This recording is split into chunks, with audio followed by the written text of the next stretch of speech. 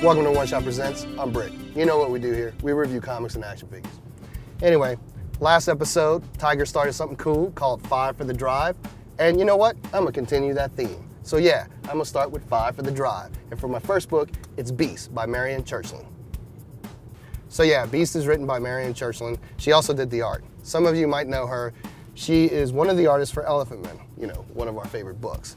But this book is really cool. It's totally about her. It's about this artist named Colette. She's a sculptor and she's been hired by a beast to do a sculpture. It goes back in time. It has this little fairy tale thing. It's a really cool little story. It is based on Beauty and the Beast. So if you know the foundation of that story, this book is really easy to follow. Now, it is very artsy in the sense that it doesn't have a linear plot line, which is great. I mean, it goes all over the place, but it stays at home as well. It's a really beautiful book. Now, the thing about Marian is that her art is beautiful. One of the things that I really appreciate is that she can do hands and feet. A lot of artists cannot. So, you know, she spends a lot of times with her hands, particularly that Colette is a sculptor, so you see these great shots of her hands. Anyway, this book is really fun. I suggest you pick it up. Out of 5, I'm gonna have to give it a 5.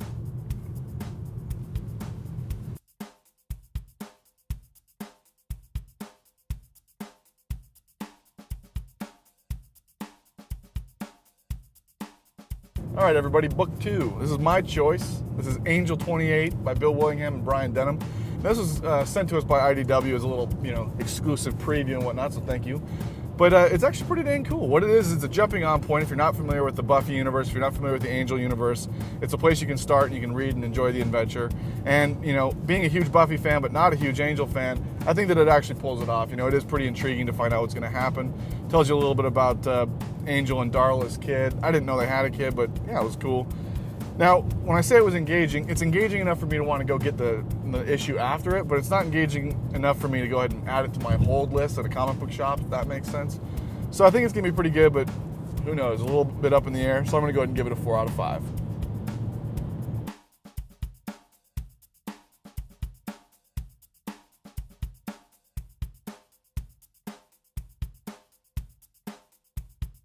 This year's Comic-Con, we sat down with Bill Willingham and I had a nice little interview with him. So why don't we watch that together now?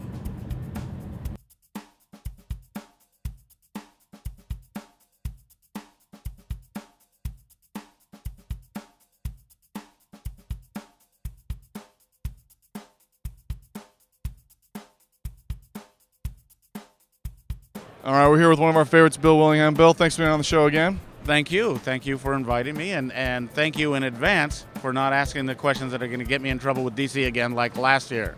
Well, we heard a little rumor that you're kind of sweating it out. You're worried about this new book, The Unwritten, knocking Fables out of the top slot there for Vertigo.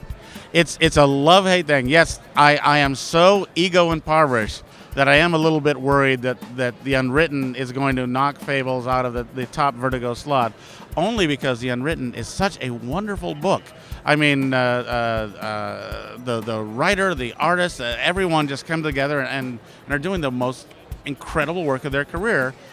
They sent the very first issue ahead in Xerox form to try and get a blurb from me, and I just couldn't believe it. It's like every page was like, my God, why didn't I write this? Aren't I doing this? I love the book.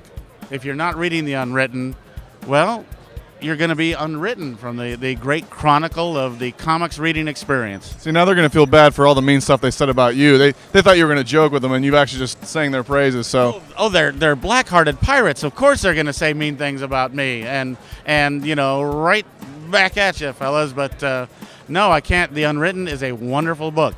Well, enough plugging their book. How about Fables? What's going on with that?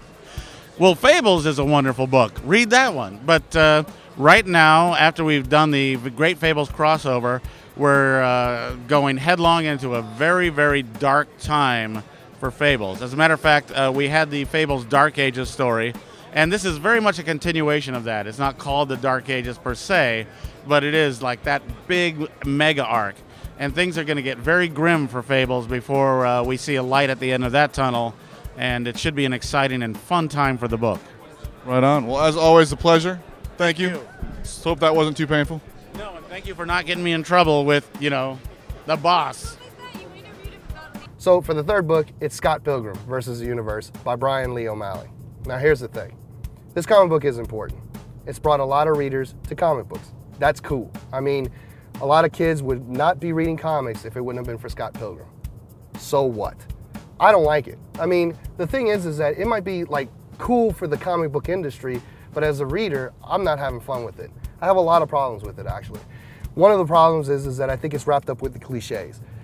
You know what's gonna happen before you turn the page. I mean, I read from volume 1 all the way to volume 5. At first I didn't like volume 1, but when I got to volume 5, I appreciated volume 1 better because at least it was clunky and messy. You didn't know that that Scott Pilgrim lived in this arcade world. So it was really cool and interesting at that point. The problem is that he kept to the same shtick the whole way. The other problem that I have with it is the art. Everybody looks the same. Scott Pilgrim looks like Ramona. He doesn't distinguish it. So the only time that I kind of liked it was in volume 3, there were like 5 or 6 pages in color. So at least you can tell that this is Ramona, this is Scott, this is Kim Pine, so on and so forth. I know that this is a popular book and this may not be a popular review. I don't care, because the fact of the matter is I don't dig the book. I got to volume 5, I'm not picking up volume 6.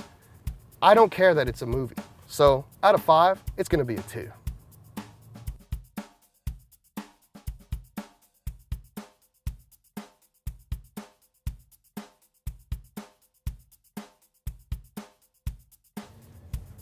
All right, gang. Number 4 is actually an action figure review, and although we've reviewed Mini-Mates before, I'm going to review the Ghostbusters line of Mini-Mates. Boom, check that out. Kind of an obscure ghost from Ghostbusters 2, and yeah, they reused the body of Slimer, but it's still a pretty cool little figure. Now, I mean, what can be said about Mini-Mates other than they are the greatest toy of the century? I mean, they are phenomenal. But these Mini-Mates are great. I do have 2 complaints, though. One, put out a freaking Sam Hain figure. You know, he's the coolest bad guy from the Ghostbusters cartoon series. You're putting out ghosts from the video game. Why not put out some of the ghosts from the cartoon series? And like I said, Sam Hain would be the coolest. Yeah, the Ectomobile would be great. The firehouse would be a great little play set for them to have dinner or whatever. But hey, Sam Hain, I'm telling you, that'll be awesome. My other complaint is I have about 15 Ray Stantz figures, and I don't need 15 Ray Stantz figures. If you're gonna give me a different Ray Stantz, yeah, give him the marshmallow goo, give him the slime, whatever. But I have 15 average, just I'm in the jumpsuit Ray Stantz. That's stupid. Give us a little more variety. You got a trillion ghosts you can pick out. But I mean, like I said, those are 2 complaints, but they are the greatest toy of all time. 5 out of 5. Who are you gonna call?